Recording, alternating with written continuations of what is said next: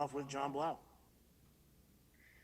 Obviously, coming off of that 100-yard game, I mean, how much of a confidence boost was that, or you kind of like toss it aside and say there are things I can improve on, or kind of what's kind of the way you kind of frame that after having that performance? I think no matter what you do, there's always room to improve. So it's kind of like it gave me a great confidence boost because it was my first real college game. So I got to see how people play, people like just the speed of the game and stuff like that. So that helped my confidence. But I was already pretty confident in myself. But as far as just chalking it up as there's always room to improve. So like I could have made the safety miss on 3 of my runs, could have had better pass pro, better recognition, stuff like that. So just looking to improve any way I can. Well, Matt Weaver and then Zach Oshman. Hey Tim, like you said, it was your first real game. I know you got a few snaps against Michigan State, but kind of how long did it take you to maybe adjust to that speed and just maybe the physicality and the size of the players? I'm sure obviously much different than high school. I mean, was it pretty quick, or did it take you a few runs to kind of get used to things? It was pretty quick because I believe I practice hard, so I think the game kind of felt easier, and going against our defense every day and the way they're playing right now kind of helped my transition and also coming in early. So it didn't really take too long to adjust to the speed and the quickness and physicality of the defense we were playing. Zach and then Dylan Wallace. I guess just asking maybe something a little bit more schematic. I know that for a lot of the season, you guys have been, primarily kind of inside run, inside zone.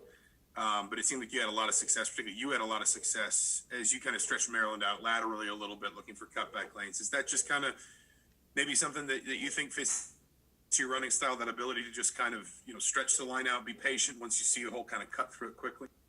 I think it definitely helps with my running style. I kind of like to set up my blocks a little bit.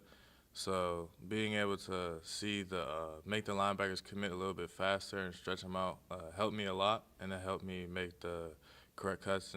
But I believe I can kind of run a little bit of everything inside zone. Whatever the coach feels is necessary to win for that week, I think I can run it. But I did like running the outside zone a lot last week. Dylan and then Rick Bozich. Hey Tim, you mentioned you thought you could be a little better in pass pro. I mean, we've talked to coaches about how good Stevie Scott is in that regard. I mean, what have you seen from him in that, and what can you maybe learn from him? Some things I've seen that he done from differently than other running backs was like he's more physical. Like everybody needs to know who their assignment is, and I think I'm confident knowing who my assignment is and the reads and knowing the different calls and stuff like that. But I think his physicality and the way he blocks is just something I want to learn how to do and incorporate into my game. Rick and then Kevin Brockway. Yeah, Tim. Mike's been one of the best quarterbacks in the country. He's out now, and Jack's taken over. You've seen him in practice more than we've seen him.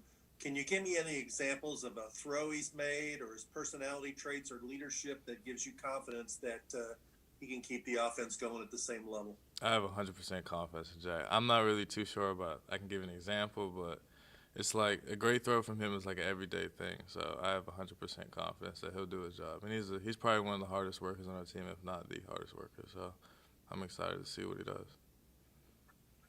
Kevin and then Jordan. Yeah, Tim, just following up on that point, his demeanor in the huddle, what's that like, and how do you see that in terms of, carrying through these next couple of games? He's always calm and collected. I mean, if somebody messes up, he does what he's supposed to do as a quarterback and make sure the entire team's in check and stuff like that. But he's always cool and collected and calm, doesn't really throw under pressure or anything like that. So. Jordan. Hey Tim, just wondering what your thoughts are on the number 12 college football playoff ranking not moving up, and what you guys have to prove this week to the committee against Wisconsin. Honestly, I wasn't really focused on that. I don't really think we are as a team focused on that. We're just trying to be the best team we can be each and every week. So, however that turns out, just whatever. All right, thank you, Tim. We got DK coming up next.